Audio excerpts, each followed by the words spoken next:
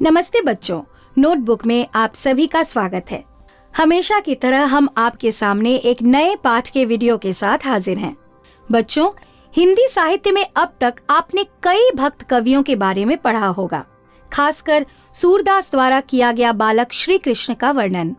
कृष्ण भक्त कवियों में रैदास तथा रसखान का भी नाम आता है, पर आज हम जिसकी कविता पढ़ने वाले हैं उनका जीवन पूरी तरह से कृष्ण के प्रति ही समर्पित था। कृष्ण के कारण ही उन्हें समाज तथा परिवार के क्रोध का भी सामना करना पड़ा। तो आज हम पढ़ने वाले हैं मध्यकालीन हिंदी साहित्य की एकमात्र कवयित्री मीराबाई के बारे में, जिन्होंने कृष्ण के भक्ति भजन में समाज तथा परिवार के सभी सुखों को त्याग कर सिर्फ दुख ही दुख सहा था। लेकिन मीरा के काव्य को पढ़ने से पहले हमें उनके जीवन के बारे में जानना होगा।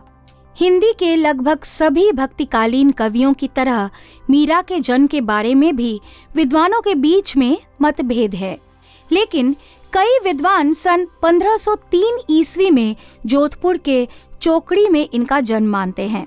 मात्र 13 वर्ष की उम्र में इनका विवाह मेवाड़ के महाराणा सांगा के पुत्र भोजराज से हुआ था। विवाह के कुछ सालों बाद ही इनके पति कुंवर भोजराज की मृत्यु हो गई। पति के देहांत के बाद ये कृष्ण भक्ति में पूरी तरह से डूब गईं। मीरा पूरे हिंदी साहित्य की पहली विद्रोही कवयित्री हैं, जिन्होंने भारत के मध्यकाल में भी अपने आप को घर की 4 दीवारों से अलग रखा। कृष्ण भक्ति में डूबी मीरा साधुओं के साथ मंदिर मंदिर घूमती रहती और कृष्ण का भजन करती रहती थी। उस समय के संकीर्ण मानसिकता वाले उनके जमींदार परिवार के लिए यह एक असह्य बात थी। वे अपने घर की कुलवधू को इस तरह साधुओं के साथ भटकते हुए नहीं देख सकते थे। अतः उन्होंने मीरा को मारने की बहुत कोशिश की, पर मीरा हर बार बच जाती थी। मीरा संत रैदास की शिष्या थी। इनकी कुल 7-8 कृतियां ही पाई जाती हैं। कबीर की तरह ही मीरा की भाषा भी कई भाषाओं के मिश्रण से बनी हुई थी। इनमें राजस्थानी, पंजाबी, ब्रज और गुजराती भाषा के शब्द मिले हुए हैं। तो बच्चों, आइए अब हम उनके पहले पद की तरफ चलते हैं। हरि आप हरो जनरी भीर, द्रौपदी री लाज राखी, आप बढ़ायो चीर, भगत कारण रूप नरहरि, धरयो आप शरीर, बूढ़ तो गजराज राख्यो, काटी कुंजर पीर, दासी मीरा लाल गिरधर, हरो म्हारी भीर। इस पद में मीराबाई अपने आराध्य श्री कृष्ण से यह विनती करती हैं कि वे सभी भक्तों के कष्टों को दूर करें।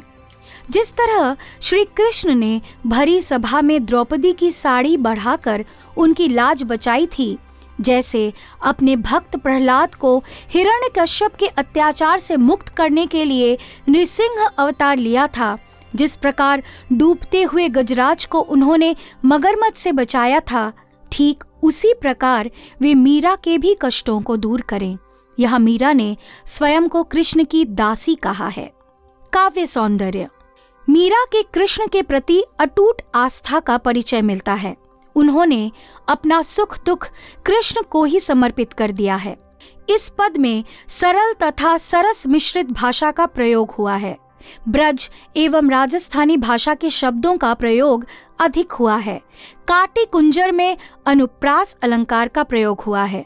प्रत्येक पंक्ति के अंत में तुकांत शब्दों का प्रयोग किया गया है। अब हम मीरा के दूसरे पद को देखते हैं। श्याम महाने चाकर राखो जी, गिरधारी लाला महाने चाकर राखो जी, चाकर रहस्यूं बाग लगास्यूं, नित उठ दर्शन पास्यूं, विंद्रावन री कुंज गली में गोविंद लीला गास्यूं, चाकरी में दर्शन पास्यूं, सुमरण पास्यूं खर्ची, भाव भगति जागिरी पासूं, तीनों बाता सरसी। इन पंक्तियों में मीरा श्री कृष्ण से यह प्रार्थना करती हैं कि हे श्री कृष्ण, आप मुझे अपनी दासी बना लीजिए।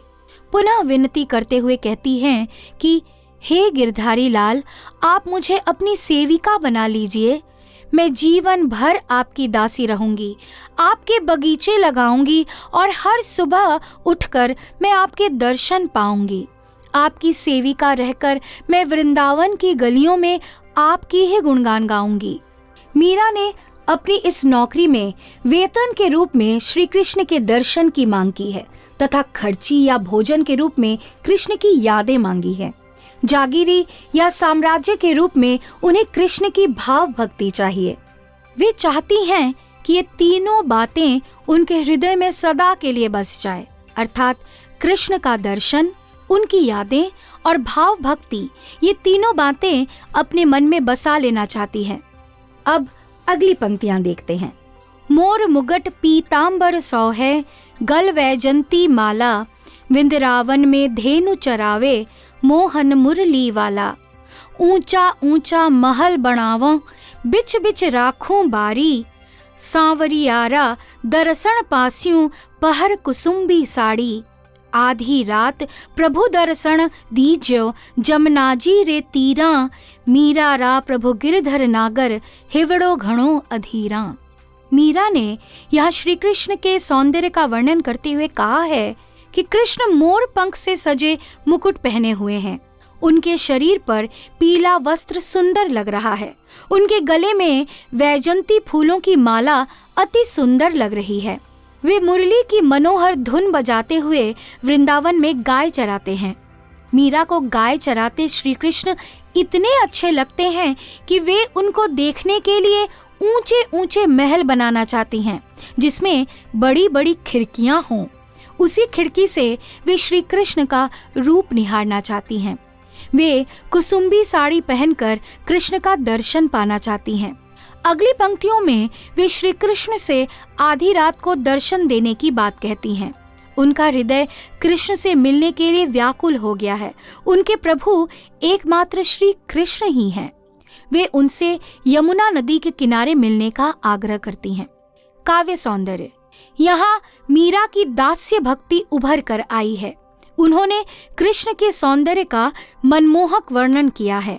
मीरा कृष्ण से मिलने के लिए बेचैन हैं। ब्रज एवं राजस्थानी भाषा के शब्दों का प्रयोग अधिक हुआ है। मोर मुगट, भाव भगति तथा मोहन मुरली में अनुप्रास अलंकार का प्रयोग हुआ है। ऊंचा ऊंचा तथा बिच बिच शब्द में पुनरुक्ति प्रकाश अलंकार है। पूरा पद गीतात्मक शैली में लिखा गया है। तो बच्चों, हमें उम्मीद है कि आपको इन पदों का मर्म बहुत अच्छे ढंग से समझ में आया होगा। इन पदों को संक्षेप में समझने के लिए आप हमारा अगला वीडियो अवश्य देखिए। तब तक के लिए हम विदा लेते हैं।